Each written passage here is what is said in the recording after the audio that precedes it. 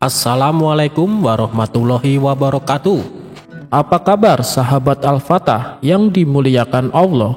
Semoga kita dalam keadaan sehat, dilimpahkan rezekinya dan diberikan keberkahan dunia dan akhirat. Amin ya robbal alamin.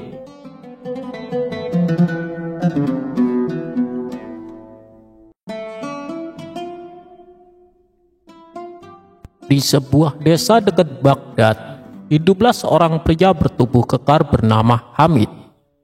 Ia selalu memakai pakaian serba hitam, membawa pedang besar di pinggangnya, dan berbicara dengan nada sombong. Hamid sering membual tentang keahlian bela dirinya yang tak tertandingi. Padahal kenyataannya, ia tak pernah benar-benar bertarung. Ia hanya sering mengancam dan membuat takut warga desa yang lugu. Warga menyebutnya pendekar angin karena bualannya yang hampa. Suatu hari, Abu Nawas berkunjung ke desa itu. Ia mendengar keluhan warga tentang ulah Hamid yang meresahkan. Abu Nawas memutuskan untuk memberi Hamid pelajaran. Keesokan paginya, Abu Nawas sengaja berjalan santai di pasar, tempat Hamid biasa pamer kekuatannya. Seperti biasa, Hamid sedang berteriak-teriak, "Siapa berani melawanku? Tak ada yang sekuat pendekar Hamid." Abu Nawas mendekat dengan wajah datar. "Maaf Tuan Pendekar," kata Abu Nawas dengan suara tenang. "Tampaknya Anda sangat kuat. Bolehkah saya mengajukan sebuah tantangan kecil?" ujar Abu Nawas. Hamid tertawa terbahak-bahak. "Tantangan apa itu? Kok kurus kering begini mau menantangku? Aku bisa mengalahkanmu dengan satu jari," jawab si Hamid. "Oh, bukan pertarungan fisik Tuan," sahut Abu Nawas. "Saya hanya ingin menguji ketajaman pedang Anda. Kebetulan saya membawa sebutir biji kacang hijau ini." Abu Nawas mengeluarkan sebutir kacang hijau dari sakunya. Warga yang menyaksikan semakin penasaran. Hamid mengerutkan keningnya bingung. "Lihat Tuan Pendekar," lanjut Abu Nawas, "saya akan meletakkan biji kacang ini di atas meja. Bisakah Anda membelahnya menjadi dua bagian sama besar dengan sekali tebasan pedang Anda?" Hamid awalnya menganggap remeh. "Hahaha, itu mudah sekali," katanya sombong sambil menghunus pedangnya yang besar. Ia mengacungkan pedangnya tinggi-tinggi, bersiap menebas biji kacang yang sangat kecil itu. Namun, ketika pedang itu terayun ke bawah, Hamid tiba-tiba ragu. Ia membayangkan jika tebasannya meleset atau biji kacang itu terpental. Jika itu terjadi, harga dirinya sebagai pendekar akan hancur di depan umum. Ia tak ingin terlihat bodoh. Keringat dingin mulai membasahi dahinya. "Ada apa Tuan Pendekar?" tanya Abu Nawas polos sambil melihat Hamid yang tiba-tiba terdiam dengan pedang menggantung di udara. "Apakah biji kacang ini terlalu menantang bagi pedang Anda yang tajam?" celetuk Abu Nawas. Hamid mulai gelisah. Semakin lama ia menunda, semakin orang menyadari kebohongannya. Ia berpikir keras mencari alasan. Akhirnya, dengan wajah merah menahan malu, Hamid menurunkan pedangnya. Tantanganmu ini tidak layak untuk pedangku yang mahal," seru Hamid mencoba menutupi kegugupannya. "Pedangku ini terlalu hebat hanya untuk membelah biji kacang. Itu merusak ketajamannya," ujar Hamid. Abu Nawas tersenyum. "Oh, begitu ya. Saya kira pedang yang hebat tidak akan keberatan membelah apapun, bahkan biji kacang sekalipun. Tapi baiklah, jika Tuan Pendekar keberatan, saya tidak memaksa." Warga desa yang tadinya kagum dengan kesombongan Hamid kini mulai berbisik-bisik dan menahan tawa. Mereka menyadari bahwa Hamid sebenarnya tidak seberani dan sekuat yang ia gembar-gemborkan. Seorang pendekar sejati tidak akan takut pada tantangan kecil. Sejak hari itu, julukan pendekar angin melekat erat pada Hamid dan ia tak lagi berani membual. Ia menjadi bahan tertawaan desa. dan perlahan-lahan ia meninggalkan kebiasaan sok jagonya. Abu Nawas sekali lagi menunjukkan bahwa akal sehat dan kecerdasan jauh lebih ampuh daripada kekuatan palsu dan kesombongan.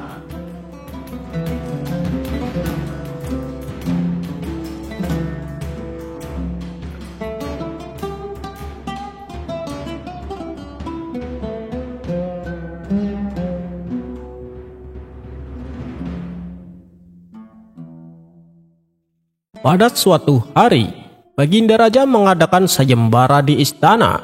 Ia mengumumkan bahwa siapapun yang bisa membawa sebuah benda yang bisa membuat orang menangis dan tertawa sekaligus akan diberi hadiah besar.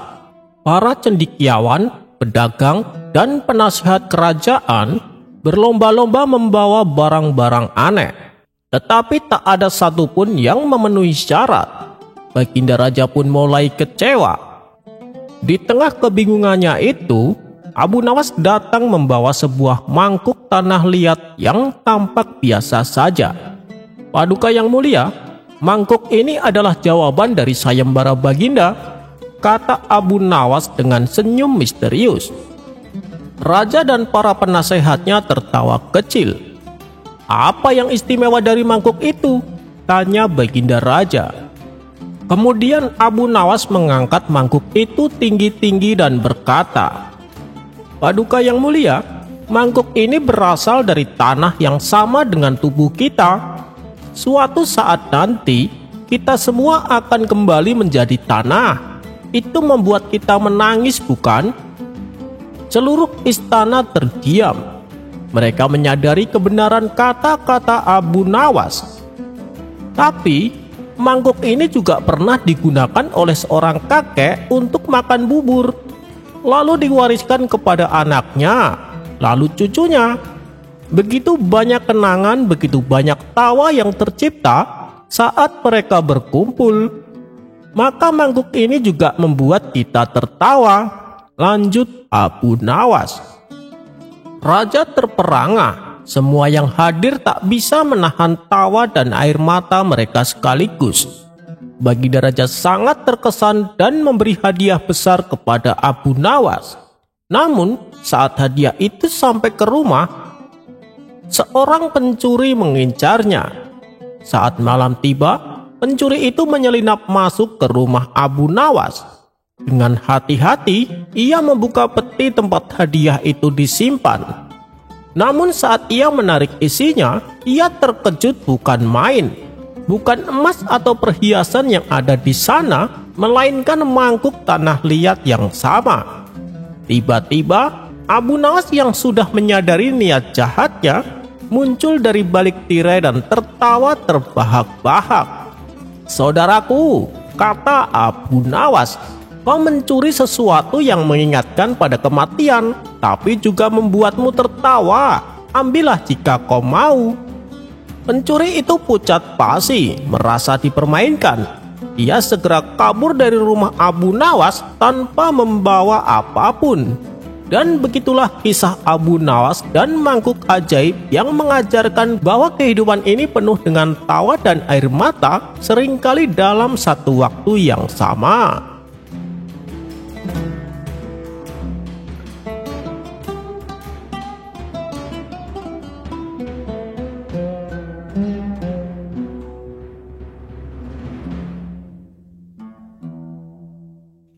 Dikisahkan, pada suatu hari ketika Baginda Raja keliling kampung, ia melihat ada sekelompok anak muda yang sedang melakukan perbuatan maksiat.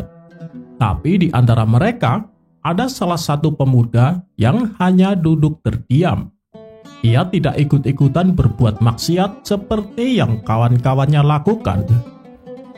Sebagai raja yang bijak, Baginda Raja pun menghampiri mereka dan mencoba menasehatinya.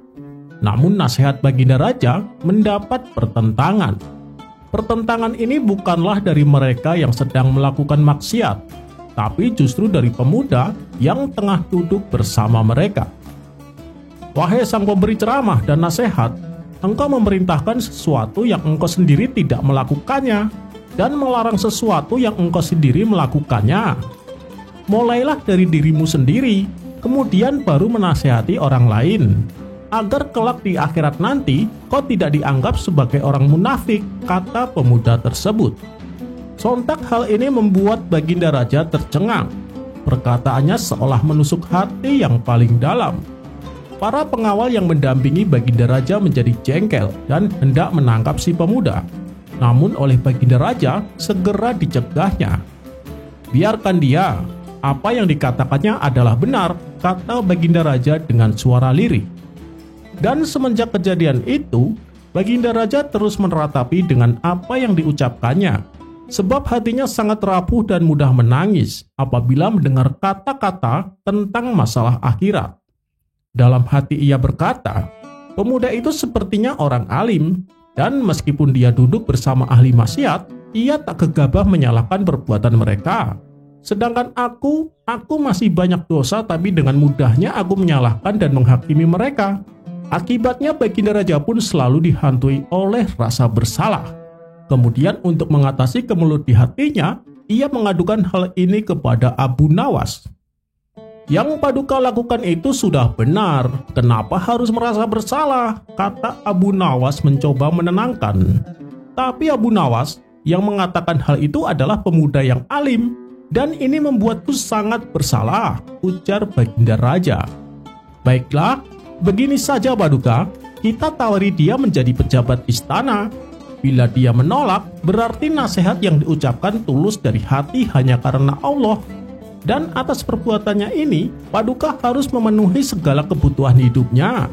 Jangan sampai orang yang seperti itu ditelantarkan penguasa, karena Allah akan murka kepada Paduka. Tapi bila dia tertarik dan menerimanya, maka nanti kita hukum saja dia. Kita beri pelajaran agar membuatnya jera, karena telah berani bersikap lancang dengan membawa-bawa nama akhirat, kata Abu Nawas menyarankan. Baginda Raja pun menyetujui saran tersebut. Kemudian ia perintahkan beberapa pengawal untuk membawa si pemuda ke istana. Singkat cerita, datanglah si pemuda menghadap Baginda Raja. Ia lalu dipersilakan duduk di depan meja makan yang sudah disediakan. Tapi ketika ia ditawari makan, ia menolaknya dan berkata, "Aku tak mau makan hidangan dari hasil pajak yang kau bebankan kepada rakyatmu." Baginda Raja membalas, "Demi Allah, hidangan ini aku beri dari uang pribadiku." Akhirnya si pemuda pun mau memakan hidangan tersebut. Karena baru pertama kali makan hidangan istana, ia merasakan kelezatan yang luar biasa. Melihat tingkah pemuda itu, Baginda Raja lalu berkata, "Kalau mau, kau bisa membawa pulang semua makanan ini." Awalnya si pemuda menolak karena tidak enak hati. Tapi karena Baginda Raja terus memaksa, ia pun menerimanya. "Wahai pemuda soleh, sebelum kau pulang, ada yang ingin aku bicarakan." "Apa yang mendorongmu mengatakan hal itu kepadaku? Perkataan tentang akhirat membuat aku kepikiran," ucap Baginda Raja melanjutkan. "Hak Allah yang ada di pundakku, lalu saya tunaikan hak itu kepadamu," jawab si pemuda. Mendengar jawaban tersebut, Baginda Raja semakin kagum kepadanya. Kemudian pada keesokan harinya, si pemuda kembali diundang ke istana. Kali ini ia ditawari menjadi penasehat kerajaan. Ternyata tawaran tersebut langsung diterima oleh si pemuda. Ia juga diberi jubah kebesaran layaknya seorang pejabat istana. Seiring berjalannya waktu, si pemuda mulai terlena dengan kemegahan dunia yang dimilikinya. Disinilah Baginda Raja mulai mengungkit perkataan yang dulu pernah diucapkan si pemuda. "Wahai anak muda, bukankah engkau dulu pernah menasihatiku di hadapan para pelaku maksiat, bahkan engkau sampai mempermalukan aku," kata Baginda Raja. "Iya, betul yang mulia," balas si pemuda. "Lantas engkau berpaling dan meninggalkan jalanmu sebagai pemberi nasihat?" tanya Baginda Raja. "Wahai Paduka yang mulia, setelah saya berpikir dan merenung, ternyata saya telah keliru mengatakan itu. Saya justru melihat bahwa yang benar adalah ikut berperan serta membantu Paduka menjalankan amanat kekuasaanmu," jawab si pemuda. Benarkah apa yang kau katakan itu? Tidak mungkin, engkau keliru. Engkau telah terjatuh ke dalam lubang jebakan. Waktu itu, di saat engkau mengatakan kata-kata tersebut, kami merasa segan kepadamu. Dan kami berpikir bahwa engkau melakukan itu secara tulus hanya karena Allah, sehingga kami membiarkanmu. Akan tetapi setelah semuanya jelas, ternyata engkau melakukan itu semua karena demi menginginkan dunia. Maka kami memutuskan untuk menjadikanmu sebagai pelajaran bagi yang lain, agar tidak ada orang yang berani bersikap lancang kepadaku, bentak Baginda Raja. Kemudian Baginda Raja perintahkan pengawal untuk menangkap si pemuda dan memenjarakannya. Pada keesokan harinya, Baginda Raja memberitahukan kepada Abu Nawas. "Bagaimana Abu Nawas? Apakah tindakanku sudah benar?" tanya Baginda Raja. "Itu adalah keputusan yang tepat, Paduka," jawab Abu Nawas. Ada kalanya orang memberi nasihat karena menginginkan sesuatu, apalagi yang dinasehati adalah rajanya. Paduka jangan sampai mudah dikelabui oleh orang-orang seperti itu, tutur Abu Nawas melanjutkan. Baginda Raja pun berterima kasih atas saran dan nasihat yang diberikan oleh Abu Nawas.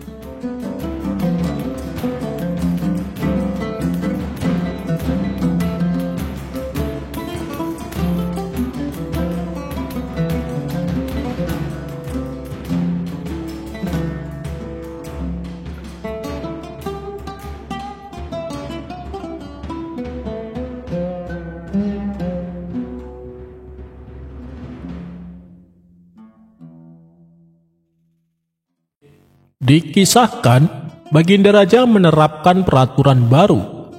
Barang siapa yang berkata kasar akan dihukum 1 bulan penjara. Setelah peraturan tersebut berjalan, kini suasana kota Baghdad menjadi ramah dan murah senyum. Orang-orang saling tegur sapa dengan perkataan yang santun. Suatu ketika, saat Abu Nawas jalan-jalan ke tepian sungai, ia melihat seorang kakek sedang memancing ikan. Abu Nawas pun tertarik dan mendekati si kakek tua. "Lagi apa, kek?" tanya Abu Nawas berbahasa basi. "Dasar tolol, kau lihat kan aku sedang mancing?" jawab kakek tua. Sontak Abu Nawas kaget dengan jawaban yang kasar. Tapi ia mencoba untuk bersabar. "Udah dapat ikannya, kek?" tanya Abu Nawas kembali. "Belum, tolol, berisik, banyak omong kamu," jawab kakek tua. "Emang umpannya apa, kek?" tanya Abu Nawas. "Ya pakai cacing lah, tolol," jawab kakek tua. "Pantesan gak dapat-dapat, coba pakai biji kurma, kek," saran Abu Nawas. "Loh, emang bisa?" tanya kakek tua. "Ya nggak bisa lah, tolol," balas Abu Nawas. Saking kagetnya baru dibodohin sama orang, si kakek tua pun jatuh pingsan. Seseorang yang melihat hal itu segera melaporkan kepada Baginda Raja. Maka dibawalah Abu Nawas untuk diadili. "Apa benar kau telah berkata kasar?" tanya Baginda Raja. "Benar, Paduka yang mulia," jawab Abu Nawas. "Kenapa kau lakukan itu? Apalagi kepada kakek tua? Kasihan dia sampai pingsan, Abu Nawas," ujar Baginda Raja. "Loh, saya kan hanya membalas perkataan dia, Paduka," saut Abu Nawas. "Apapun alasannya, kau tetap harus dihukum, Abu Nawas," timpal Baginda Raja. "Kalau saya dihukum, berarti kakek tua itu juga harus dihukum, Paduka," protes Abu Nawas. "Aduh, Abu Nawas, sama kakek tua saja kau tega menuntutnya," sesal Baginda Raja. "Paduka panggil saja dia, nanti Paduka akan tahu sendiri," terang Abu Nawas. Kemudian dipanggillah kakek tua tersebut untuk diadili. "Maaf ya, kek, kakek tahu kenapa dipanggil ke sini?" tanya Baginda Raja. "Tolol, tentu saja saya tahu," jawab kakek tua. Sontak Baginda Raja terkejut mendengarnya. "Hei kek, tolong bahasanya yang sopan, barangkali kakek bisa kembali muda," kata Baginda Raja. "Loh, emang bisa?" Tanya kakek tua penasaran. Ya gak bisa lah, tolol, jawab Baginda Raja emosi. Melihat reaksi Baginda Raja, Abu Nawas tertawa terpingkal-pingkal. Bagaimana Paduka? Apakah sidang ini mau diteruskan? Kalau begitu, kita bertiga sama-sama akan masuk penjara karena telah berkata kasar, ucap Abu Nawas sambil terus tertawa. Baginda Raja yang masih kesal dengan kakek tua memilih untuk meninggalkan ruang sidang.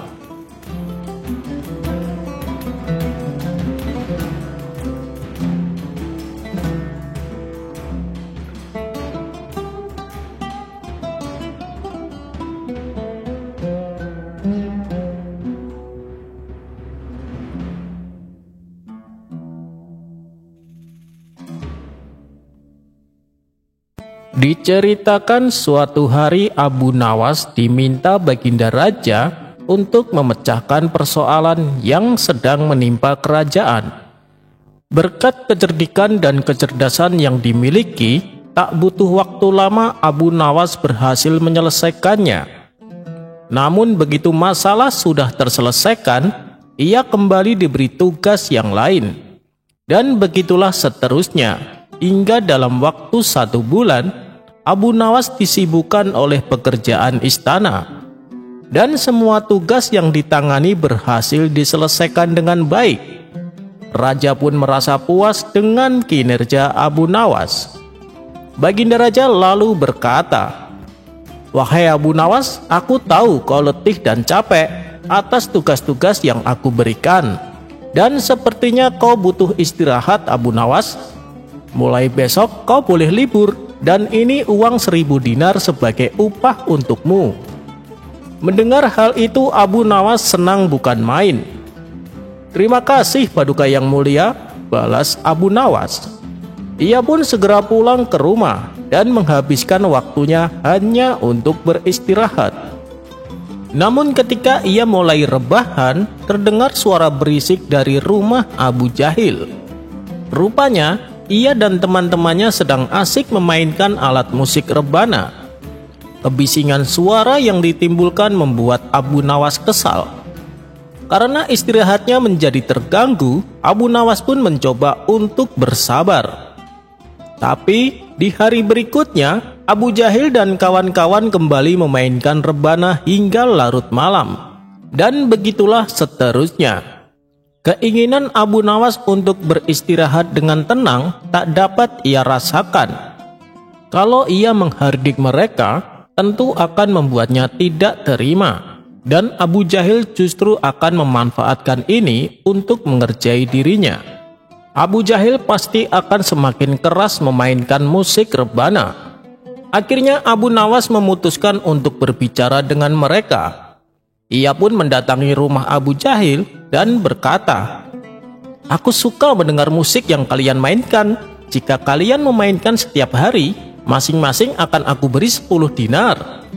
Mendengar itu, Abu Jahil dan kawan-kawannya tampak bersemangat ketika tahu bisa mendapatkan uang sambil bermain musik. Namun 3 hari kemudian, dengan berpura-pura sedih, Abu Nawas berkata, "Maaf kawan, mulai besok aku hanya bisa memberi kalian masing-masing 3 dinar tiap harinya, karena persediaan uangku semakin menipis. Tapi tolonglah, kalian tetap memainkan musiknya supaya aku bisa menikmatinya," tutur Abu Nawas. Mendengar perkataan tersebut, Abu Jahil dan kawan-kawan mulai kurang bersemangat dan enggan menerima permintaan Abu Nawas. Meski demikian, mereka tetap memainkan musiknya. Seminggu kemudian, Abu Nawas kembali mendatangi Abu Jahil dan kawan-kawannya. "Aku benar-benar minta maaf kawan, mulai sekarang aku hanya bisa memberi kalian masing-masing 1 dinar tiap harinya." Mendengar hal ini, mereka seketika menjadi kecewa. Selepas Abu Nawas pergi, Abu Jahil berkata kepada kawan-kawannya, "Hei kawan-kawan, mulai saat ini kita tidak usah main musik di rumahku. Kita pindah saja ke tempat lain. Enak bener Abu Nawas, hanya dengan memberi 1 dinar, tapi bisa menikmati musik yang kita mainkan." Akhirnya sejak saat itu Abu Nawas bisa beristirahat dengan tenang. tanpa ada gangguan suara bising dan berisik yang ditimbulkan oleh Abu Jahil dan kawan-kawannya.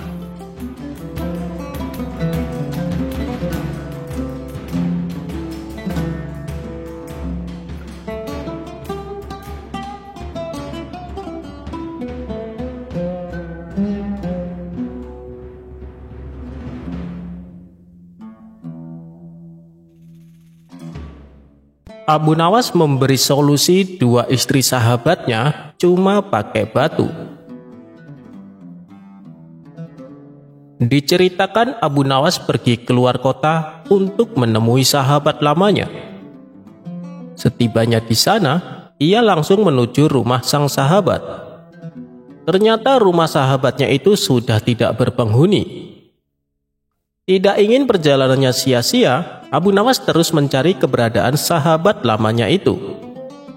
Dia pun bertanya kepada orang-orang di sekitar yang kebetulan melintas. "Maaf kawan, apa kau tahu kemana pindahnya orang yang menghuni rumah itu? Dia adalah sahabatku dan aku ingin menemuinya," tanya Abu Nawas. "Oh, dia sekarang sudah pindah. Dia sudah menjadi saudagar kaya. Tidak mungkin mau menempati rumah kecil dan kumuh seperti itu," jawab orang tersebut. Lalu orang itu menunjukkan alamat baru sahabat Abu Nawas itu. Pergilah Abu Nawas menuju alamat yang ditunjukkan. Sesampainya di sana, betapa terkejutnya Abu Nawas. Sahabat lamanya kini menempati rumah megah dan indah. Ia kemudian mengetuk pintu dan mengucapkan salam. Ketika sang sahabat membuka pintu, ia langsung kegirangan melihat kedatangan Abu Nawas. "Silakan masuk Abu Nawas, anggaplah rumah sendiri," sambut sahabatnya penuh sukacita. "Wah, kau hebat sekarang, sudah jadi saudagar kaya. Rumahmu juga besar dan megah," puji Abu Nawas. "Alhamdulillah Abu Nawas, ini semua berkat doa dan kerja keras," balas sahabatnya. Setelah mengobrol panjang lebar, sahabatnya lalu mengeluh tentang keadaan yang sedang dialami.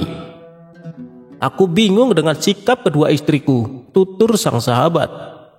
"Apa? Kau punya dua istri? Luar biasa.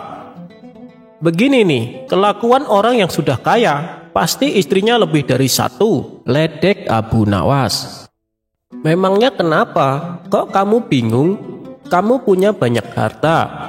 Yang penting masing-masing diberikan haknya secara adil. Pasti semuanya akan beres," kata Abu Nawas melanjutkan. "Kalau masalah itu sih mudah Abu Nawas.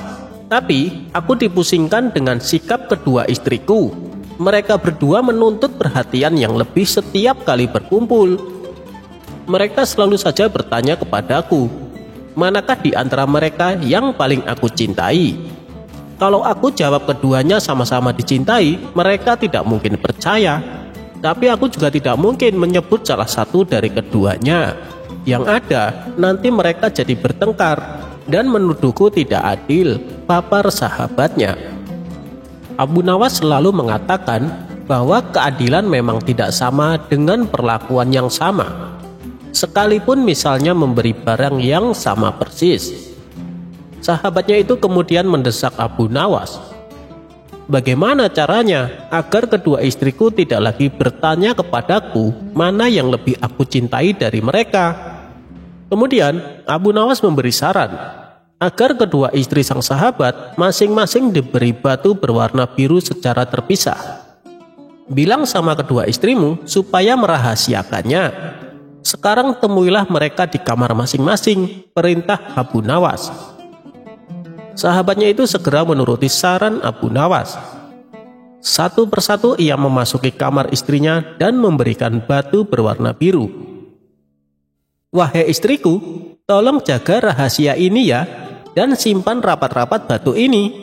Jangan sampai ada yang tahu," pesan sang sahabat kepada istri pertama dan kedua secara terpisah.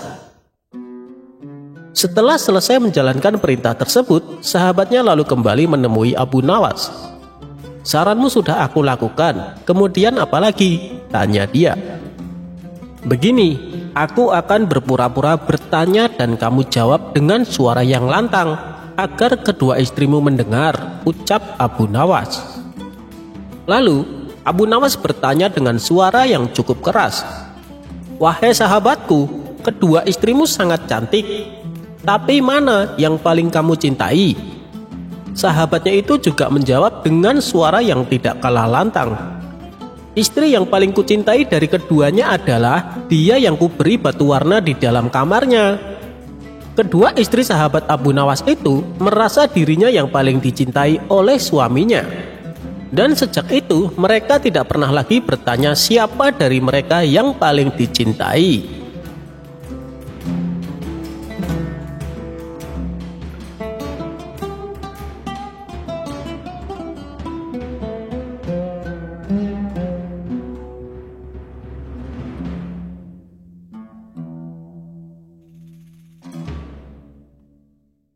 Dikisahkan, pada suatu hari Abu Nawas yang sedang duduk di tepi pantai merenungkan hal-hal kehidupan dan spiritual, tiba-tiba dia melihat kapal besar yang menjelma di tengah laut seperti sihir. Kapal itu tidak seperti kapal biasa. Ia memiliki layar yang terbuat dari kain sutra yang berkilauan dan lambungnya terbuat dari emas murni. Abu Nawas yang selalu tertarik dengan petualangan baru segera berlari menuju kapal ajaib tersebut. Ketika dia mencapai kapal, pintunya terbuka dengan sendirinya. Abu Nawas pun memasukinya dengan antusias. Di dalam kapal, Abu Nawas melihat ada seorang lelaki tua yang mengenakan jubah dan bersorban. Lelaki itu tersenyum lebar dan berkata, "Selamat datang wahai Abu Nawas, aku jin penunggu kapal ini. Kalau kau berminat, aku akan membawamu ke tempat yang istimewa."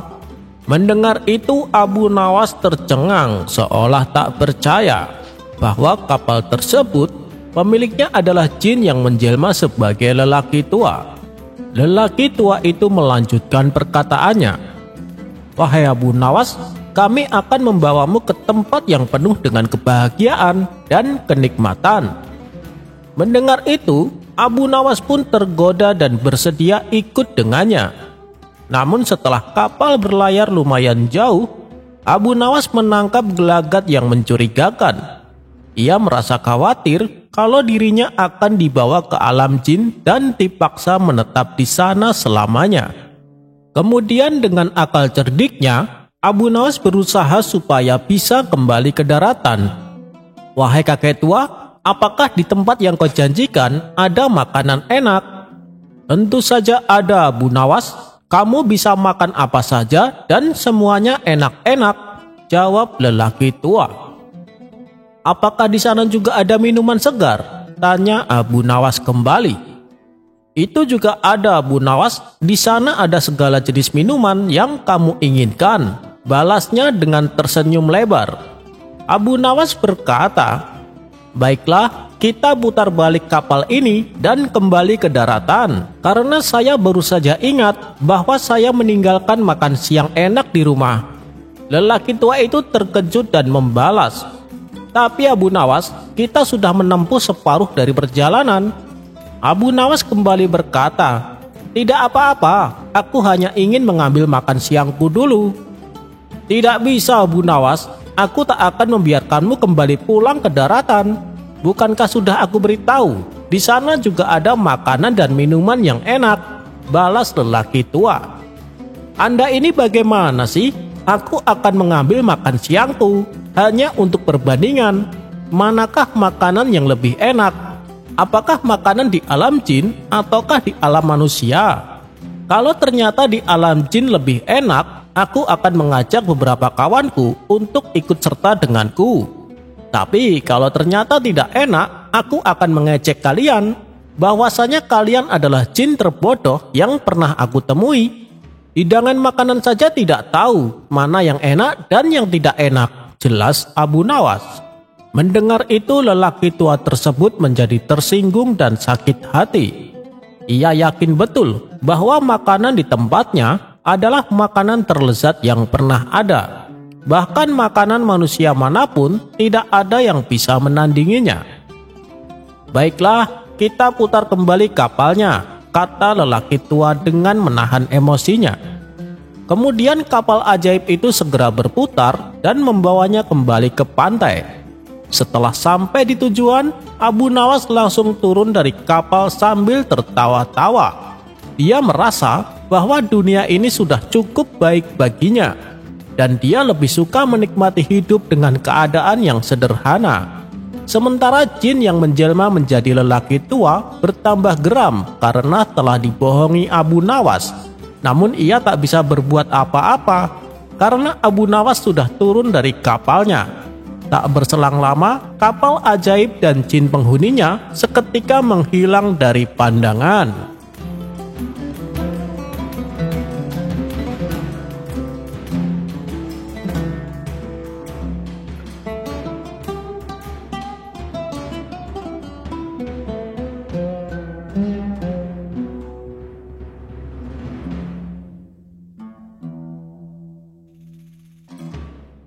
Dikisahkan, ada saudagar yang sangat dermawan.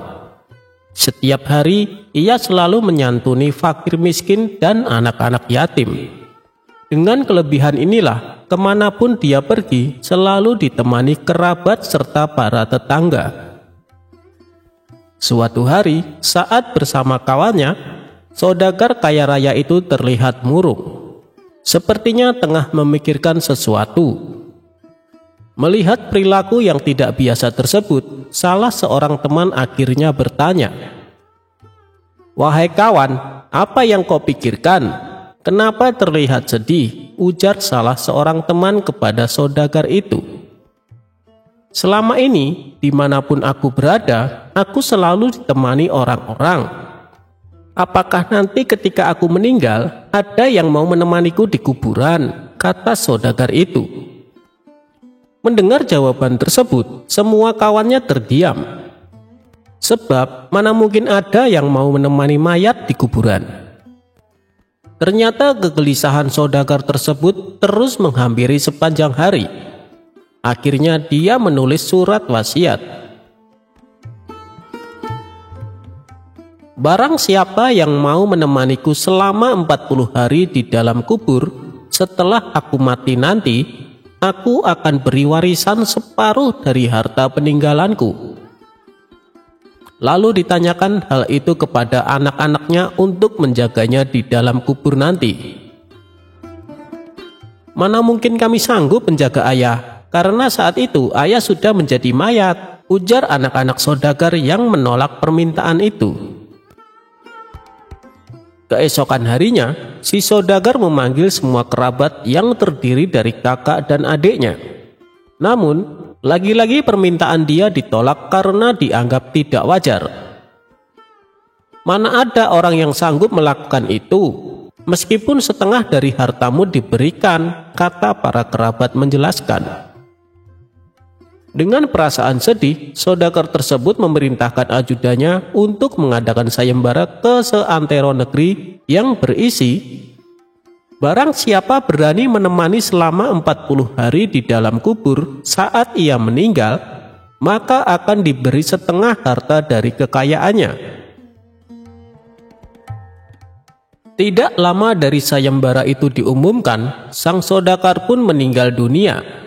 Kuburannya dihias megah dengan segala perlengkapan. Di saat bersamaan, Abu Nawas mendengar sayembara itu. Dengan tergesa-gesa, dirinya menuju rumah si saudagar untuk memberitahu bahwa ia bersedia menjalani sayembara tersebut. Keesokan harinya dikebumikanlah saudagar itu. Abu Nawas pun ikut masuk ke liang lahat sambil membawa kapak berharganya yang setiap hari menemani bekerja mencari kayu di hutan. Setelah seluruh pelayat pergi, hanya tersisa Abu Nawas menemani jenazah di liang lahat. Tidak lama kemudian, malaikat mungkar dan nakir mendatangi jenazah tersebut. Menyadari siapa yang datang, Abu Nawas pun sedikit menjauh dari mayat saudagar kaya itu. Dalam hati, Abu Nawas berpikir, sudah tiba saatnya mayat itu diinterogasi. Namun, ternyata yang ditanya bukanlah mayat saudagar. Tetapi, kedua malaikat itu malah menuju ke arahnya. "Apa yang kau lakukan di sini?" ujar malaikat Mungkar dan Nakir. "Aku sedang menemani mayat ini selama 40 hari untuk mendapatkan setengah harta warisannya," jawab Abu Nawas.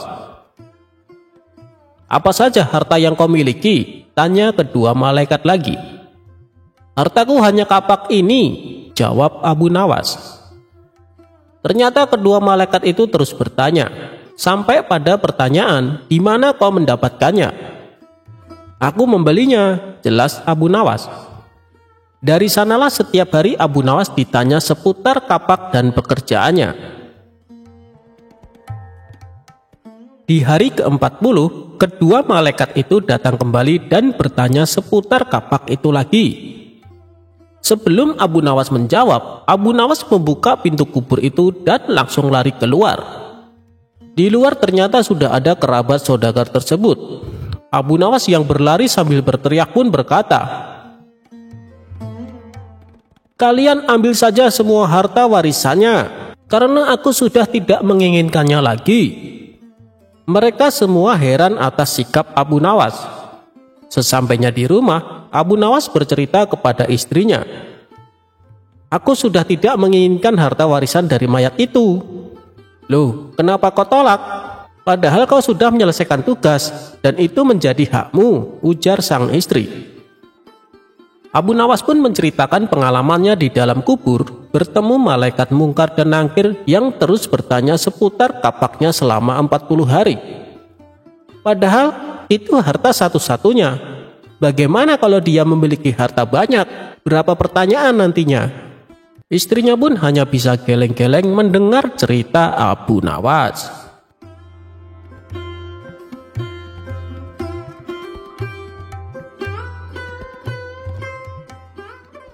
Abu Nawas bikin utusan Baginda Raja tak bisa buang air besar.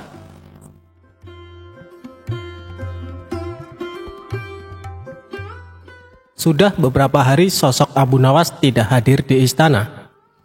Hal tersebut kemudian membuat Baginda Raja sangat gundah. Baginda Raja ingin sosok Abu Nawas hadir untuk menghibur hati sang raja. Bukan tanpa usaha, Baginda Raja sudah beberapa kali memanggil Abu Nawas lewat para utusannya.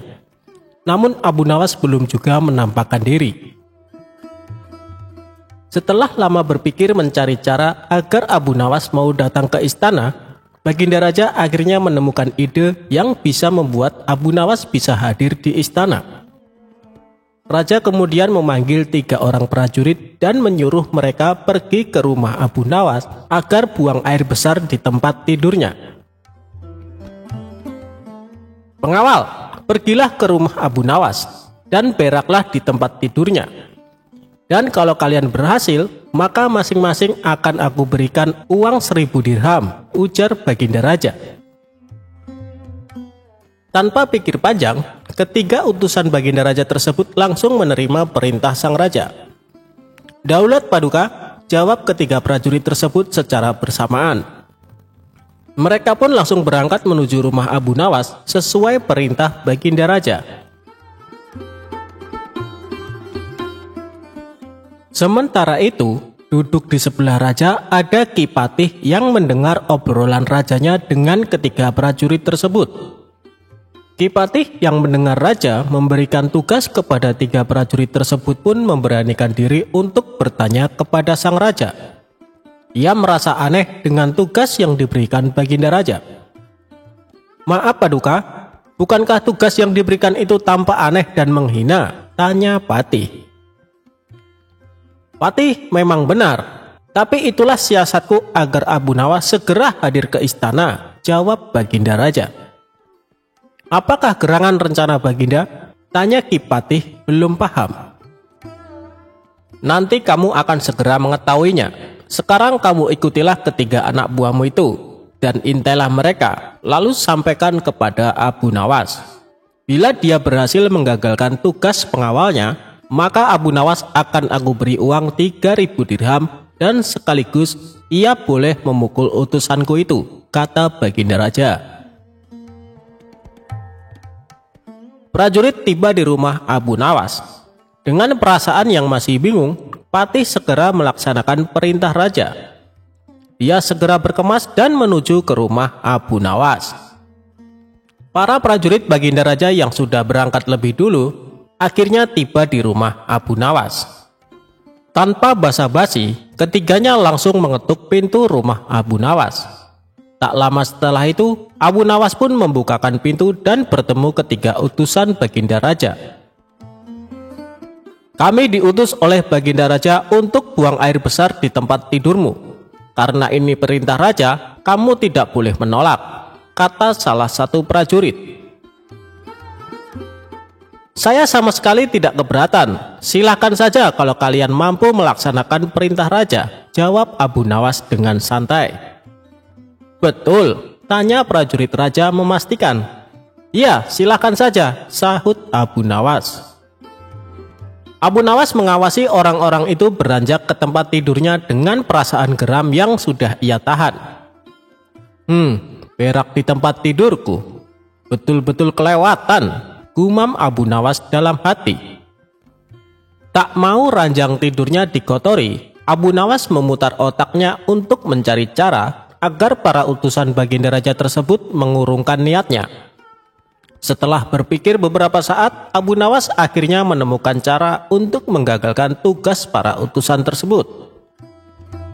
Pada saat utusan itu hendak bersiap-siap buang air besar, mendadak Abu Nawas berkata di balik jendela kamar, "Hei para utusan raja, ada yang lupa saya sampaikan kepada kalian," kata Abu Nawas. "Apa itu?" tanya salah satu utusan raja. "Saya ingatkan supaya kalian jangan melebihi perintah Baginda Raja. Jika kalian melanggar, saya akan pukul kalian dengan sebuah pentungan besar, dan setelah itu saya akan laporkan kepada Baginda bahwa kalian melanggar perintahnya," jelas Abu Nawas. Dengan cekatan, Abu Nawas segera mengambil sebatang kayu besar yang ada di dapur rumahnya. Abu Nawas kemudian berlari kembali ke kamarnya dengan membawa pentungan kayu besar yang ia ambil di dapur rumahnya. "Hei, apa maksudmu tadi, Abu Nawas?" tanya salah satu utusan. "Ingat, perintah raja hanya buang air besar saja dan tidak boleh lebih dari itu," jawab Abu Nawas. "Ya, benar," jawab utusan raja. "Aku ulangi lagi, hanya buang air besar saja, tidak boleh lebih. Ingat, tidak boleh kencing, tidak boleh buka celana, tidak boleh cebok, hanya buang air besar saja," tegas Abu Nawas. "Mana mungkin? Itu tidak mungkin, kami juga harus buka celana dan kencing," jawab salah satu utusan. "Aku akan pukul kalian sekeras-kerasnya jika kalian melanggar perintah raja," sahut Abu Nawas. Ketiga utusan Baginda Raja tersebut hanya bisa saling pandang kebingungan dengan ucapan Abu Nawas. Di tengah kebingungan tersebut, tiba-tiba ada suara memanggil Abu Nawas. Rupanya suara tersebut datang dari Ki Patih yang memang diutus Baginda Raja untuk mengawasi ketiga utusannya. Melihat keberadaan Ki Patih, Abu Nawas dan ketiga utusan raja segera berkumpul untuk menemui suara tersebut. "Aku sudah mendengar perdebatan kalian. Baginda Raja memang memerintahkan para utusan untuk berak di tempat tidurmu. Jika 3 orang ini sanggup, mereka masing-masing akan mendapatkan 1000 dirham. Jika mereka gagal, maka mereka boleh engkau pukul sesuka hatimu," kata Ki Patih. "Oh, begitu. Lalu hadiah dari Baginda untukku berapa, tuanku?" tanya Abu Nawas. "Sekarang juga engkau boleh menghadap Baginda Raja untuk menerima 3000 dirham," jawab Ki Patih. Mendengar jawaban Ki Patih, Abu Nawas dibuat kaget serta gembira. Sebelum menghadap Baginda Raja, Abu Nawas kembali mengambil pentungannya lalu mengejar ketiga utusan raja yang hampir buang air besar di ranjangnya. Ketiga utusan tersebut lari terbirit-birit. Ki Patih dan Abu Nawas dibuat tertawa terpingkal-pingkal dengan tingkah ketiga utusan tersebut. "Abu Nawas, Baginda Raja sangat yakin engkau dapat mengatasi masalah ini. Baginda memang menginginkan kehadiranmu di istana untuk menghibur hatinya yang saat ini sedang gundah gulana," jelas Kipati. Abu Nawas menyetujui perintah Kipati, dan mereka segera berangkat menuju istana untuk menemui Baginda Raja, serta mengambil hadiah 3.000 dirham.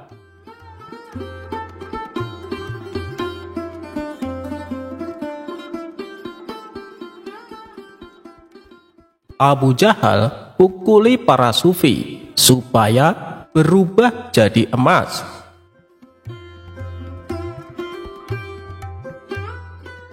Berawal dari adanya seorang pedagang sukses bernama Abdul Malik. Ia dikenal sebagai orang baik dari negeri Khurasan. Kekayaannya yang berlimpah selalu dimanfaatkan untuk bersedekah. Abdul Malik kerap mengundang orang-orang miskin untuk makan bersama di rumahnya. Sampai ada suatu hari, dia menyedekahkan hampir semua hartanya dan merasakan kelegaan yang jauh lebih nikmat dibandingkan ketika memberi hanya sebagian kecil. Kelegaan itu membuatnya memutuskan menggunakan tiap harta miliknya untuk kesejahteraan fakir miskin. Abdul Malik membebaskan hatinya dari segala kekayaan duniawi dan berserah diri kepada takdir Allah Subhanahu wa Ta'ala. Suatu ketika saat sedang menunaikan sholat, Abdul Malik melihat sosok gaib muncul dari lantai kamarnya. Sosok itu ternyata seorang laki-laki berjubah berpenampilan layaknya seorang sufi. Laki-laki misterius tersebut menghampiri Abdul Malik dan berkata,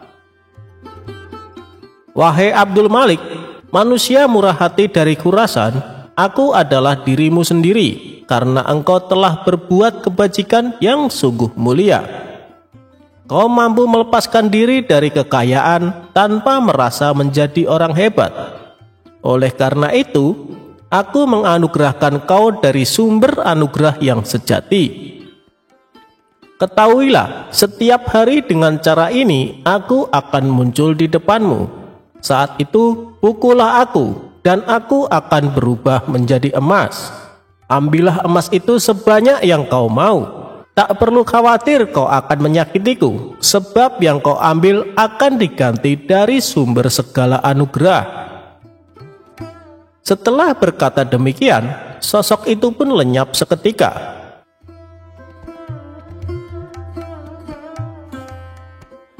Keesokan harinya, Abdul Malik kedatangan tamu seorang kawan bernama Abu Jahal. Saat mereka berdua sedang asik berbincang-bincang, tidak lama kemudian sosok misterius kemarin yang berpenampilan sufi kembali muncul di hadapan Abdul Malik. Abdul Malik pun segera memukulnya dengan tongkat. Seketika itu juga lelaki misterius yang dipukulnya berubah menjadi emas. Abdul Malik lalu mengambil bagiannya dan juga memberikan emas kepada Abu Jahal. Melihat peristiwa yang menakjubkan tersebut, Abu Jahal hanya bengong dan terpana. "Sungguh luar biasa," gumamnya. Tanpa mengerti kejadian sebelumnya, Abu Jahal mulai berpikir, alangkah gembiranya jika bisa melakukan hal serupa. Abu Jahal mengetahui bahwa kaum sufi rata-rata punya kekuatan tertentu.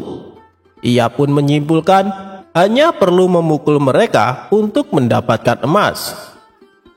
Maka terbesitlah di benak Abu Jahal sebuah ide konyol.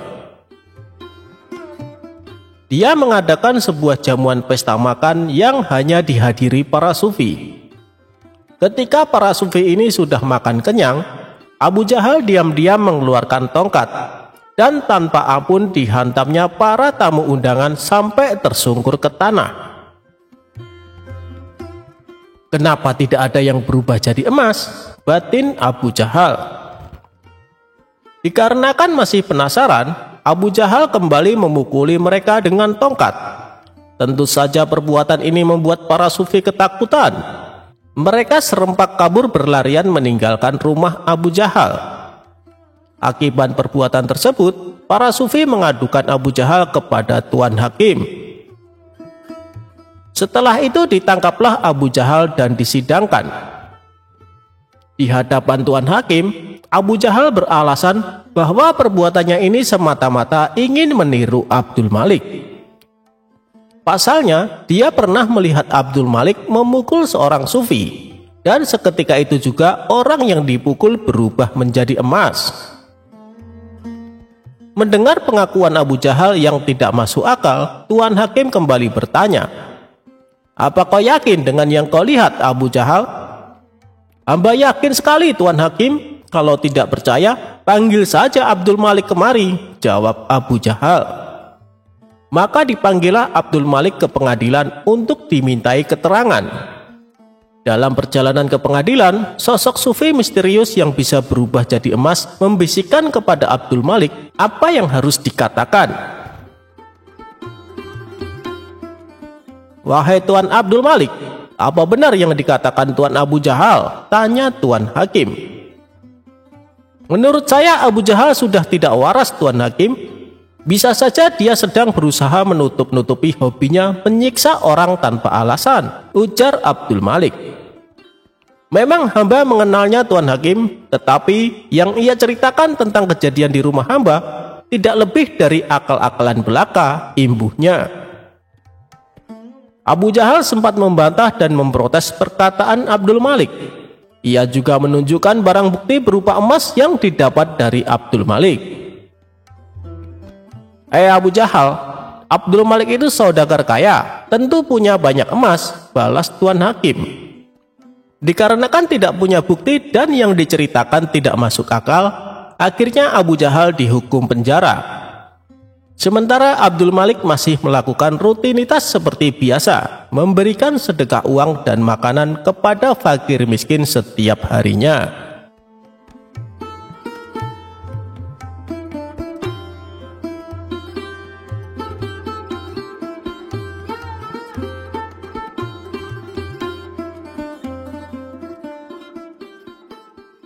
Abu Nawas menitipkan emas kepada perampok. Dikisahkan ada seorang ketua perampok yang terkenal sadis dan kejam. Ia mempunyai puluhan anak buah yang juga tak kalah sadisnya. Mereka melakukan aksinya di tengah gurun pasir yang gersang jauh dari pemukiman penduduk. Bagi siapa saja yang melewati daerah kekuasaannya, maka akan bernasib sial, terutama rombongan kabilah yang membawa barang dagangan. Apabila ada yang berani menolak atau melawan saat dirampok, gerombolan perampok tersebut tak segan-segan untuk membunuhnya.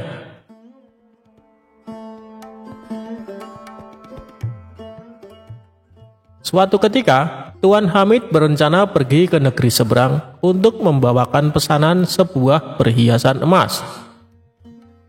Namun Tuan Hamid ragu untuk melakukannya, sebab ia harus melewati gurun pasir yang merupakan kawasan komplotan perampok sadis tersebut. Ia pun bingung dengan situasi yang dialaminya, sementara ia juga harus mengirimkan emas pesanannya secepatnya.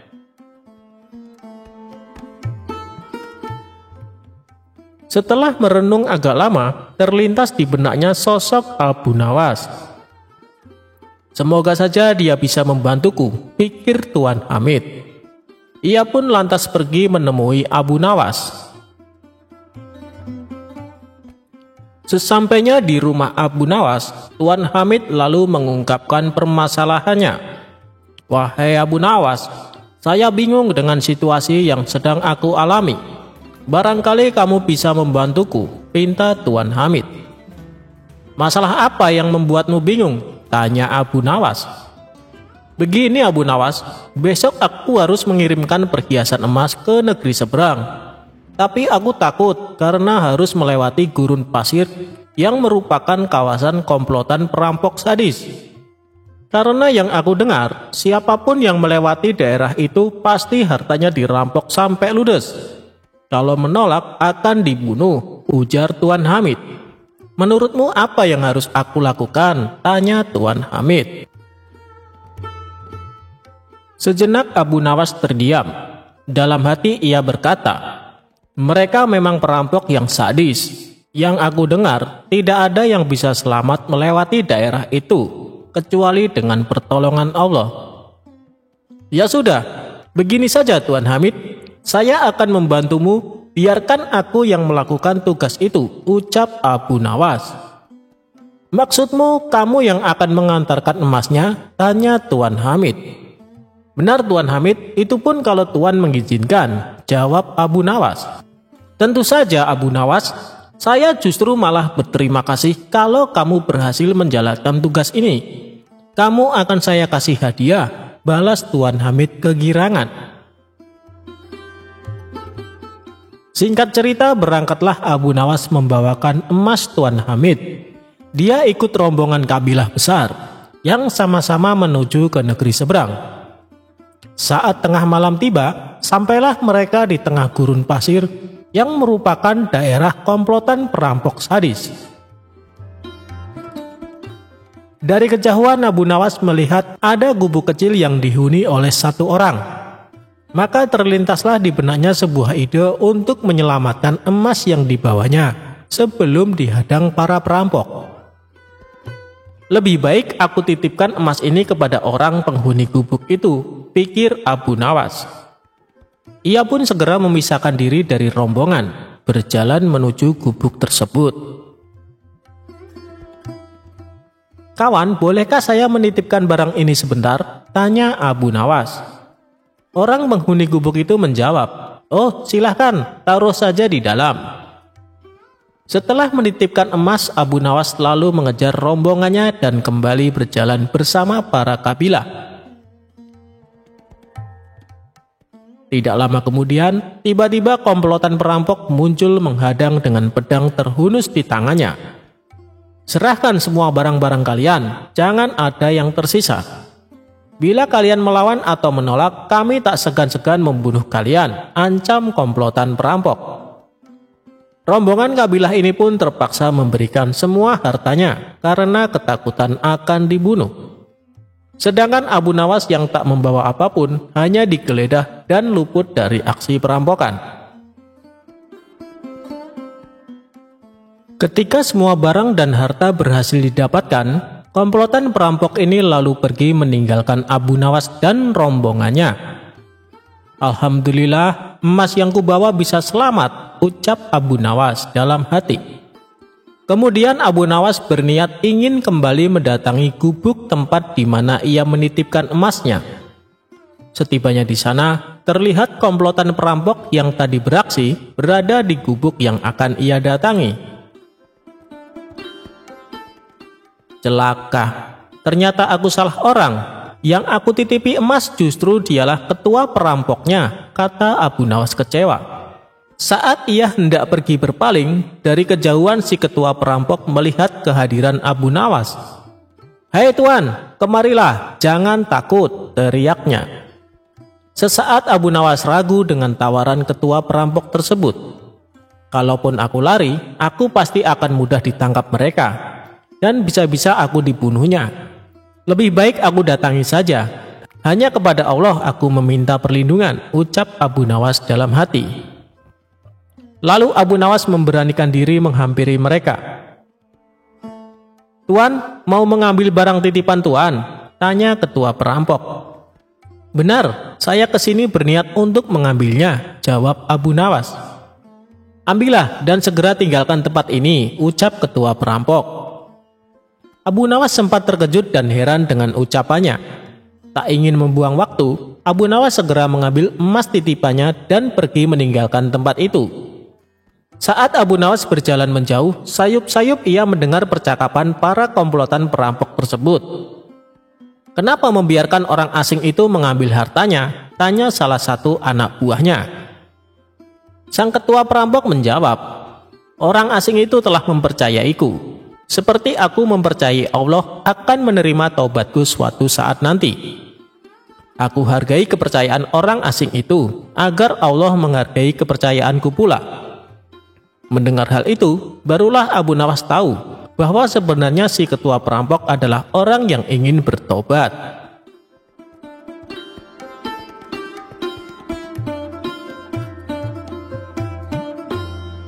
Alasan air laut rasanya asin. Suatu hari Baginda Raja merasa suntuk. Dia ingin keluar istana untuk menghilangkan rasa jenuhnya. Dia juga tidak ingin sendirian jalan-jalan. Karenanya, Raja meminta pengawalnya memanggil Abu Nawas.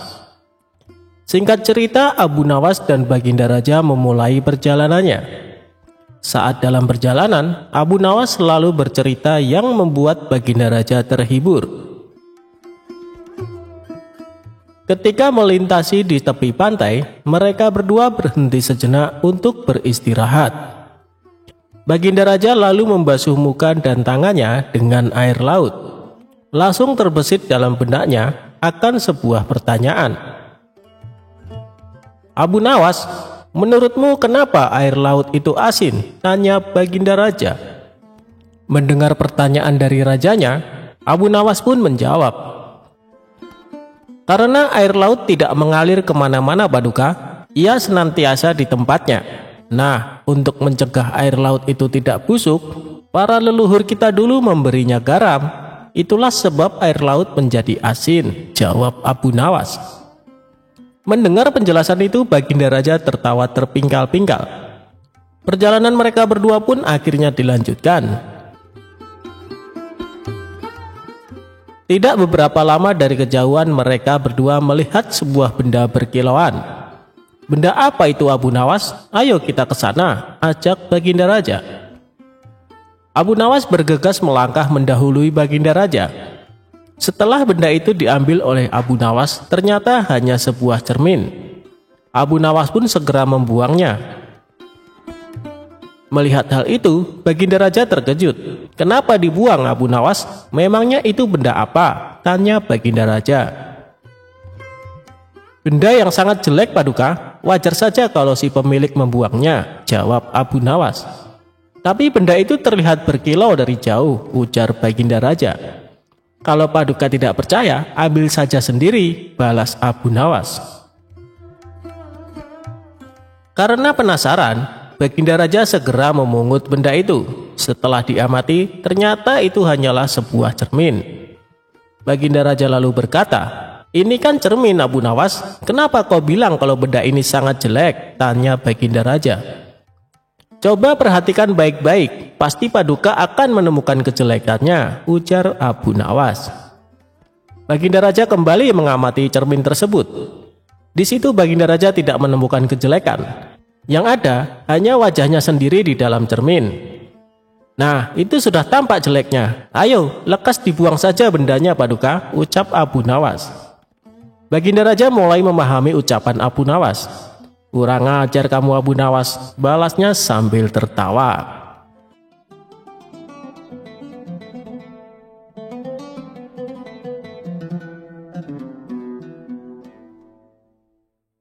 Seperti hari-hari sebelumnya, Abu Nawas diperintahkan Baginda untuk menghadapnya di istana kerajaan. Namun kali ini dengan suasana yang berbeda. Abu Nawas dipanggil pada malam hari yang sangat dingin. Di tengah obrolan yang sedang asik-asiknya, tiba-tiba Baginda Raja bertanya, "Wahai Abu Nawas, apakah engkau mau telanjang bulat di atas atap malam ini?" "Tergantung pada imbalannya Baginda Raja," jawab Abu Nawas. "Kali ini engkau akan aku beri 500 dirham jika mampu melaksanakannya," jawab Baginda Raja. Karena melihat imbalan yang begitu besar, tanpa berpikir panjang, Abu Nawas segera melepas bajunya. Sesudah bajunya dilepas, selanjutnya Abu Nawas naik menuju atas atap dan duduk seperti yang diperintahkan Baginda Raja. Tentu saja Abu Nawas merasakan rasa dingin yang sangat menusuk kulit. Hingga malam menjelang subuh, Abu Nawas baru turun ke bawah. "Mohon ampun Baginda Raja, mana hadiah yang Baginda janjikan kepadaku?" tanya Abu Nawas. "Oh itu, sabar dulu wahai Abu Nawas. Jadi semalaman apa yang telah engkau lihat?" tanya Raja. "Hamba tidak melihat apa-apa tuanku yang mulia." Hanya seberkas cahaya yang terlihat dari kejauhan, jawab Abu Nawas. Waduh, kalau begitu engkau tidak berhak untuk mendapatkan imbalan, karena engkau telah dihangati oleh cahaya itu, jelas Baginda Raja. Loh, bagaimana bisa seperti itu, Baginda? Karena kedinginan, hamba semalam hampir saja mati, protes Abu Nawas. Namun Baginda tidak ingin mendengar protes dari Abu Nawas. Lebih dari itu, Baginda justru menyuruh Abu Nawas untuk segera pulang ke rumahnya. Karena tidak mau dianggap melawan titah sang raja, akhirnya Abu Nawas pulang dengan rasa dingin dan sedikit kecewa karena gagal membawa 500 dirham tadi. Akan tetapi, di tengah perjalanan, Abu Nawas berkata dalam hati, "Ada-ada saja, bagaimana mungkin Baginda ingkar janji? Kalau begitu, aku harus mendapatkan yang semestinya jadi milikku." Selang beberapa hari kemudian, Abu Nawas mengundang Baginda Raja untuk jamuan makan bersama di rumahnya. Baginda pun menerima undangan tersebut. Keesokan paginya, Abu Nawas sudah tiba di istana dengan tujuan ingin menjemput Baginda bersama dengan rombongan kerajaan. Akan tetapi di tengah perjalanan, Abu Nawas meminta izin kepada Baginda untuk mendahului mereka dengan alasan ada hal yang harus dikerjakan, terutama akan menyiapkan hal penyambutan meriah kepada Baginda dan pejabat kerajaan. Hingga beberapa saat kemudian, Abu Nawas sudah berada di tempat acara. Di situ Abu Nawas rupanya menyuruh murid-muridnya agar mempersiapkan segala sesuatu untuk menyambut Baginda. Tak lama setelah itu, Baginda Raja beserta para rombongan datang. Abu Nawas mulai bercerita macam-macam dengan tujuan agar Baginda Raja menjadi senang. Namun karena keasikan ngobrol, Baginda Raja terlihat memegangi perut pertanda rasa lapar sudah menjalar di tubuh sang raja. "Wahai Abu Nawas, mana makanannya?" tanya Baginda Raja. "Mohon ampun Baginda, harap bersabar sedikit karena apinya lamban sekali panasnya. Padahal sejak dari tadi pagi sudah dinyalakan," jawab Abu Nawas. "Api jenis apa itu? Kok lamban sekali panasnya? Coba antar aku ke dapur," tanya Baginda Raja. Setibanya di dapur, Baginda Raja merasa heran karena ada api namun tidak ada terlihat makanan yang sedang dimasak. "Wahai Abu Nawas, mana makanannya?" tanya Baginda kembali. "Itu Baginda yang mulia, ada di atas pohon," jawab Abu Nawas sambil menunjuk pohon tersebut. "Wah, pantas saja. Bagaimana mungkin bisa matang kalau yang dimasak di atas sana, sedangkan apinya ada di bawah? Itu terlalu jauh jaraknya," kata Baginda Raja merasa heran. "Ini sama saja Baginda dengan kasusku beberapa hari lalu. Bagaimana tubuhku ini bisa dihangatkan oleh cahaya yang berada di kejauhan?" jelas Abu Nawas. Mendengar penjelasan Abu Nawas membuat Baginda Raja tertawa lebar. Baginda kemudian menyuruh pengawalnya untuk memberikan 2 kali lipat dari hadiah yang pernah dijanjikan, yaitu 1000 dirham.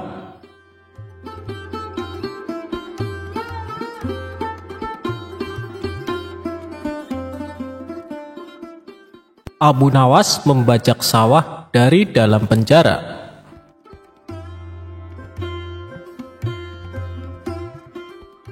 Berawal dari sebuah keteledoran yang tidak bisa ditoleransi pihak kerajaan, Abu Nawas menjadi buronan Baginda Raja. Dia pun mengerahkan prajuritnya untuk menangkap Abu Nawas di rumahnya.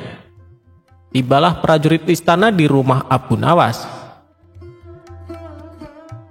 Mereka melihat Abu Nawas dan istrinya sedang mencangkul di ladang yang akan ditanami kentang.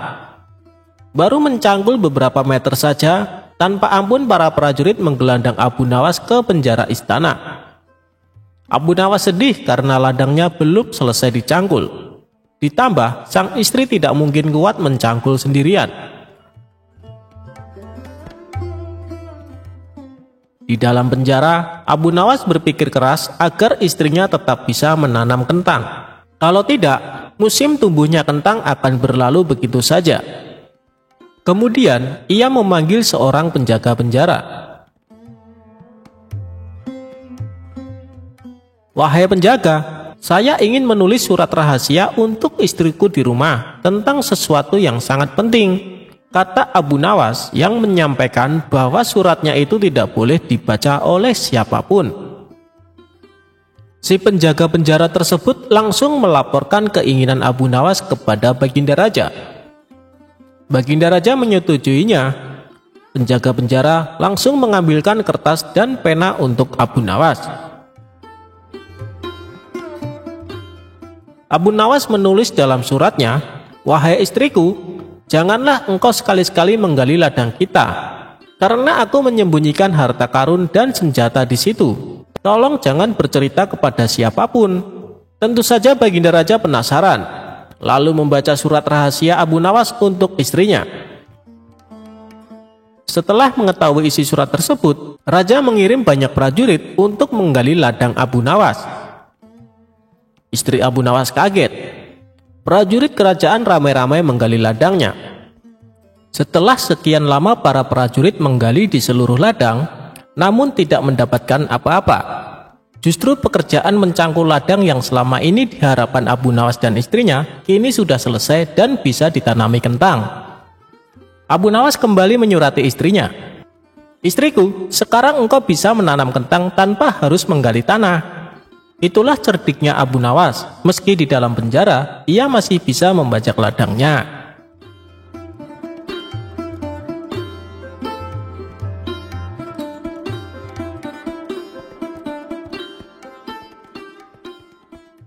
Hadiah dari Abu Nawas untuk hakim yang curang.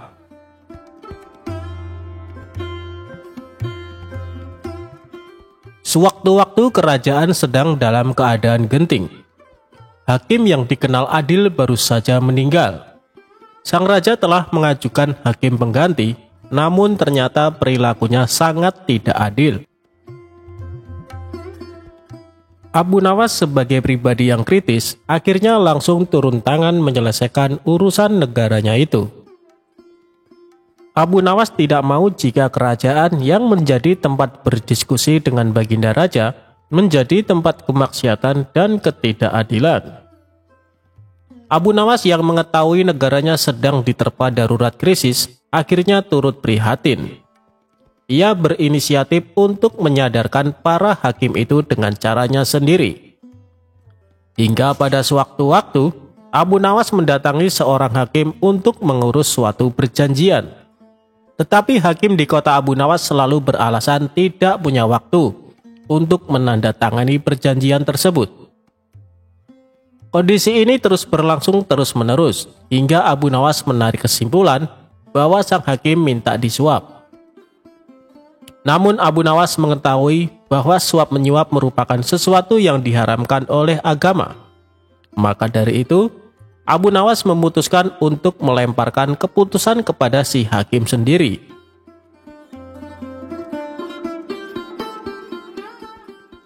Abu Nawas kemudian menyiapkan sebuah gentong.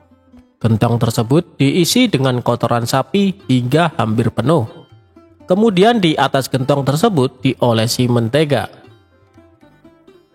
Tak menunggu waktu lama, gentong itu segera dibawa ke hadapan sang hakim. Namun saat Abu Nawas menghampirinya, sesuatu yang aneh terjadi. Tiba-tiba saja kesibukan sang hakim langsung hilang dan memiliki waktu untuk menuliskan tanda tangannya pada surat perjanjian Abu Nawas. "Wahai Tuan Hakim, apakah boleh saya memberi gentong mentega itu sebagai ganti tanda tangan Tuan?" tanya Abu Nawas mengelabui. Sang hakim menjawab sambil mengamati gentong itu. "Ah, engkau jangan terlalu dalam memikirkannya," kata si hakim dengan sedikit tersenyum. Tak lama setelah itu, hakim tersebut lantas mencolek sedikit mentega dengan ujung jarinya lalu mencicipi. "Wah, enak sekali mentega ini," kata sang hakim. "Memang betul Tuan, sesuai dengan ucapan Tuan. Jangan terlalu dalam mencolek menteganya," jawab Abu Nawas. Abu Nawas kemudian segera meninggalkan kantor sang hakim setelah mendapatkan tanda tangan si hakim. Beberapa saat setelah itu, sang hakim pulang dengan hati yang riang gembira karena mendapat satu gentong berisikan mentega itu. Setibanya di rumah, sang hakim memanggil istri dan anak-anaknya untuk makan bersama. Pada mulanya mereka sekeluarga sangat menikmati mentega itu. Tetapi begitu lapisan mentega itu habis, mereka mulai memakan kotoran sapi. "Aduh, apa ini? Baunya kok sangat busuk seperti kotoran hewan," kata hakim. Hakim lantas teringat perkataan Abu Nawas. Setelah berpikir panjang, ia baru sadar bahwa semua itu adalah ulah si Abu Nawas yang ingin menyadarkannya untuk meninggalkan praktek suap menyuap. Tampaknya ia merasa bersalah atas sikapnya selama ini. Hingga keesokan harinya, ia mendatangi rumah Abu Nawas dan meminta maaf atas kegilapannya selama ini.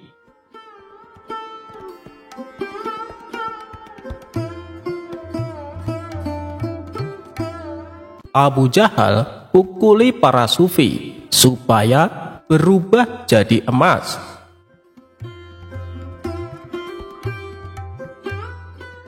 Berawal dari adanya seorang pedagang sukses bernama Abdul Malik. Ia dikenal sebagai orang baik dari negeri Khurasan. Kekayaannya yang berlimpah selalu dimanfaatkan untuk bersedekah. Abdul Malik kerap mengundang orang-orang miskin untuk makan bersama di rumahnya. Sampai ada suatu hari, dia menyedekahkan hampir semua hartanya dan merasakan kelegaan yang jauh lebih nikmat dibandingkan ketika memberi hanya sebagian kecil. Kelegaan itu membuatnya memutuskan menggunakan tiap harta miliknya untuk kesejahteraan fakir miskin. Abdul Malik membebaskan hatinya dari segala kekayaan duniawi dan berserah diri kepada takdir Allah Subhanahu wa Ta'ala. Suatu ketika saat sedang menunaikan sholat, Abdul Malik melihat sosok gaib muncul dari lantai kamarnya. Sosok itu ternyata seorang laki-laki berjubah berpenampilan layaknya seorang sufi. Laki-laki misterius tersebut menghampiri Abdul Malik dan berkata, "Wahai Abdul Malik, manusia murah hati dari Khurasan, aku adalah dirimu sendiri karena engkau telah berbuat kebajikan yang sungguh mulia. Kau mampu melepaskan diri dari kekayaan tanpa merasa menjadi orang hebat. Oleh karena itu, aku menganugerahkan kau dari sumber anugerah yang sejati. Ketahuilah, setiap hari dengan cara ini aku akan muncul di depanmu. Saat itu pukullah aku dan aku akan berubah menjadi emas. Ambillah emas itu sebanyak yang kau mau. Tak perlu khawatir kau akan menyakitiku, sebab yang kau ambil akan diganti dari sumber segala anugerah." Setelah berkata demikian, sosok itu pun lenyap seketika.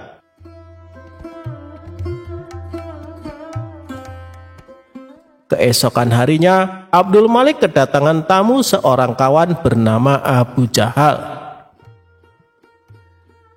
Saat mereka berdua sedang asik berbincang-bincang, tidak lama kemudian sosok misterius kemarin yang berpenampilan sufi kembali muncul di hadapan Abdul Malik. Abdul Malik pun segera memukulnya dengan tongkat. Seketika itu juga, lelaki misterius yang dipukulnya berubah menjadi emas. Abdul Malik lalu mengambil bagiannya dan juga memberikan emas kepada Abu Jahal. Melihat peristiwa yang menakjubkan tersebut, Abu Jahal hanya bengong dan terpana. "Sungguh luar biasa," gumamnya. Tanpa mengerti kejadian sebelumnya, Abu Jahal mulai berpikir, alangkah gembiranya jika bisa melakukan hal serupa. Abu Jahal mengetahui bahwa kaum sufi rata-rata punya kekuatan tertentu. Ia pun menyimpulkan hanya perlu memukul mereka untuk mendapatkan emas. Maka terbesitlah di benak Abu Jahal sebuah ide konyol. Dia mengadakan sebuah jamuan pesta makan yang hanya dihadiri para sufi. Ketika para sufi ini sudah makan kenyang, Abu Jahal diam-diam mengeluarkan tongkat dan tanpa ampun dihantamnya para tamu undangan sampai tersungkur ke tanah. Kenapa tidak ada yang berubah jadi emas? Batin Abu Jahal. Dikarenakan masih penasaran, Abu Jahal kembali memukuli mereka dengan tongkat. Tentu saja perbuatan ini membuat para sufi ketakutan. Mereka serempak kabur berlarian meninggalkan rumah Abu Jahal. Akibat perbuatan tersebut, para sufi mengadukan Abu Jahal kepada Tuan Hakim. Setelah itu ditangkaplah Abu Jahal dan disidangkan. Di hadapan Tuan Hakim, Abu Jahal beralasan bahwa perbuatannya ini semata-mata ingin meniru Abdul Malik. Pasalnya, dia pernah melihat Abdul Malik memukul seorang sufi, dan seketika itu juga orang yang dipukul berubah menjadi emas. Mendengar pengakuan Abu Jahal yang tidak masuk akal, Tuan Hakim kembali bertanya, "Apa kau yakin dengan yang kau lihat, Abu Jahal?" "Hamba yakin sekali, Tuan Hakim. Kalau tidak percaya, panggil saja Abdul Malik kemari," jawab Abu Jahal. Maka dipanggillah Abdul Malik ke pengadilan untuk dimintai keterangan. Dalam perjalanan ke pengadilan, sosok sufi misterius yang bisa berubah jadi emas membisikkan kepada Abdul Malik apa yang harus dikatakan. "Wahai Tuan Abdul Malik, apa benar yang dikatakan Tuan Abu Jahal?" tanya Tuan Hakim. "Menurut saya Abu Jahal sudah tidak waras, Tuan Hakim. Bisa saja dia sedang berusaha menutup-nutupi hobinya menyiksa orang tanpa alasan," ujar Abdul Malik. "Memang hamba mengenalnya, Tuan Hakim, tetapi yang ia ceritakan tentang kejadian di rumah hamba tidak lebih dari akal-akalan belaka," imbuhnya.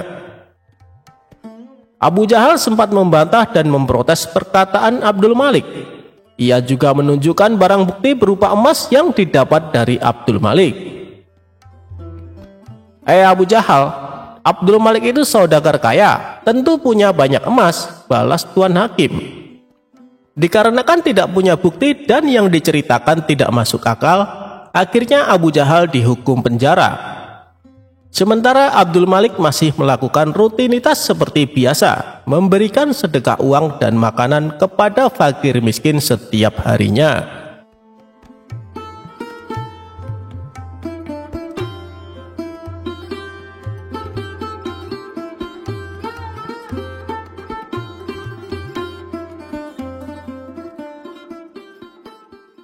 Ajaran Abu Nawas cukup berserah diri. Rezeki akan mendatangimu.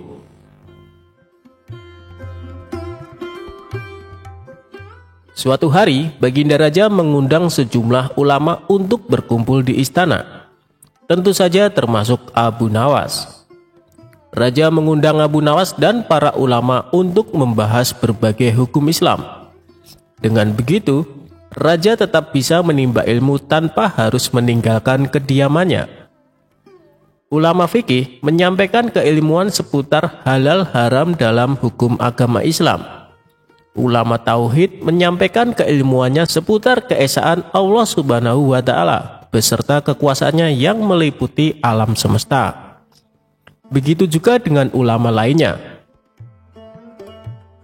Setelah masing-masing ulama menyampaikan ilmu sesuai bidangnya, tibalah giliran Abu Nawas. Dikarenakan bingung harus menyampaikan apa, Abu Nawas pun berkata, "Ampun Paduka yang mulia, apa yang ingin Paduka dengar dari hamba? Hamba rasa para ulama ini sudah menyampaikan semuanya." "Kalau menurutmu demikian, baiklah, berarti sekarang waktunya tanya jawab," ucap Baginda Raja. "Abu Nawas, apa yang kau ketahui mengenai rezeki?" tanya Baginda Raja. "Kita semua pasti meyakini bahwa rezeki datang dari Allah Subhanahu wa Ta'ala. Sebagaimana dalam firman-Nya, tidak ada suatu binatang melata pun di bumi melainkan Allah lah yang memberi rezekinya," jelas Abu Nawas. Rezeki itu bisa datang dari mana saja, Paduka. Kita sebagai manusia cukup bertawakal dengan benar. Niscaya rezeki akan datang kepada kita. Lakukan yang menjadi bagianmu. Selanjutnya biarlah Allah yang mengurus lainnya. Ini berdasarkan hadis Nabi yang berbunyi, andai kalian bertawakal kepada Allah sebenar-benar tawakal, niscaya Allah akan memberikan rezeki kepada kalian sebagaimana Dia memberikan rezeki kepada burung yang pergi dalam keadaan lapar, lalu pulang dalam keadaan kenyang. Papar Abu Nawas. Ternyata pandangan Abu Nawas mengenai rezeki tidak sama dengan para ulama yang hadir. Wahai Abu Nawas, seandainya seekor burung tidak keluar dari sangkarnya, bagaimana mungkin ia akan mendapatkan rezeki? Tanya salah satu ulama. Untuk mendapatkan rezeki dibutuhkan usaha dan kerja keras, Abu Nawas. Rezeki itu tidak datang sendiri, melainkan harus dicari dan didapatkan melalui sebuah usaha. Timpal ulama yang lain.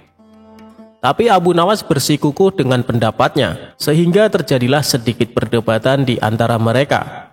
Tidak ingin debat berkepanjangan, Abu Nawas lalu berkata, begini saja, besok kita berkumpul lagi di sini, dan buktikan pendapat kalian di hadapan Paduka Raja. Para ulama itu pun sepakat dengan tawaran Abu Nawas tersebut. Abu Nawas dan para ulama kemudian pamit kepada Baginda Raja meninggalkan istana.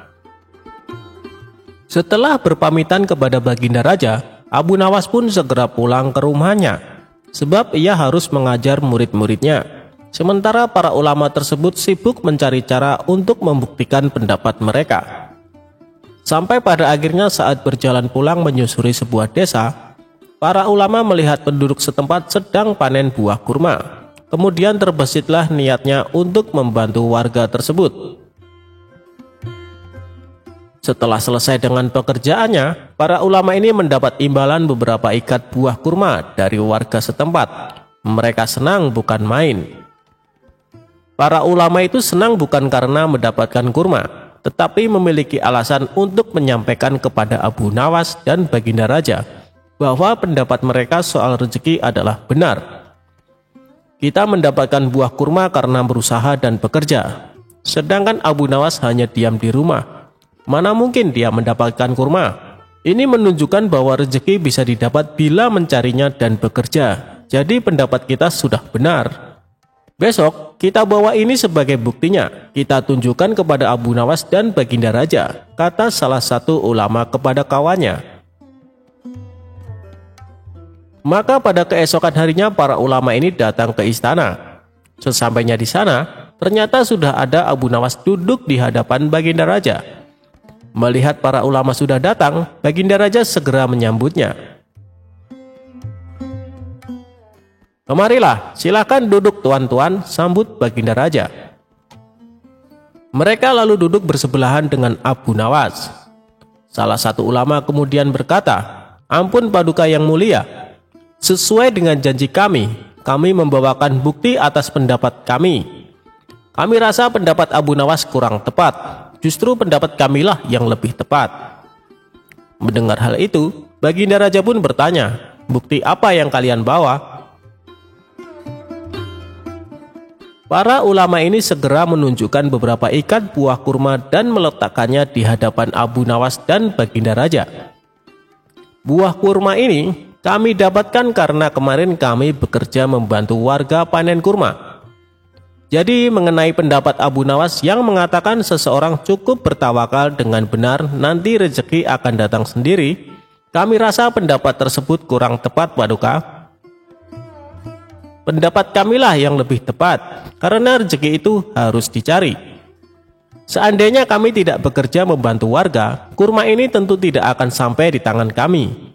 Sedangkan Abu Nawas kemarin hanya berdiam diri di rumah. Apakah Abu Nawas mendapat kurma seperti kami? Tentu saja tidak Paduka. Karena kemarin Abu Nawas tidak bekerja, kata ulama menjelaskan. Yang kalian katakan itu benar sekali. Aku sependapat dengan kalian, sahut Baginda Raja. Mendengar itu, Abu Nawas hanya tersenyum serta mengambil kurma dan mencicipinya. Kemudian ia berkata, Kemarin aku memang hanya di rumah seharian, karena aku harus mengerjakan tugasku sebagai guru, yaitu mengajar murid-muridku. Hari ini saat kalian bercerita tentang kurma, tiba-tiba saja saya jadi kepingin. Alhamdulillah kalian datang bukan hanya membawa ceritanya, tapi juga buah kurmanya untukku. Bukankah ini juga bagian dari rezeki yang datang tanpa sebab, seperti yang hamba ucapkan dulu Paduka? Cukup dengan tawakal yang benar kepada Allah, niscaya Allah akan memberikan rezeki. Lakukanlah yang menjadi tugasmu, selanjutnya biarlah Allah yang mengurus lainnya. Hamba melakukan tugas sebagai guru, lalu Allah mengirim kalian membawakan kurma untukku. Ucap Abu Nawas tidak mau kalah. Mendengar penjelasan Abu Nawas, para ulama pun langsung tertawa satu sama lain. Kamu memang cerdik Abu Nawas, puji Baginda Raja. Sementara para ulama ini meskipun berbeda pendapat tidak saling menyalahkan dan membenarkan pendapatnya sendiri. Begitulah indahnya Islam, saling menghormati meskipun berbeda pendapat.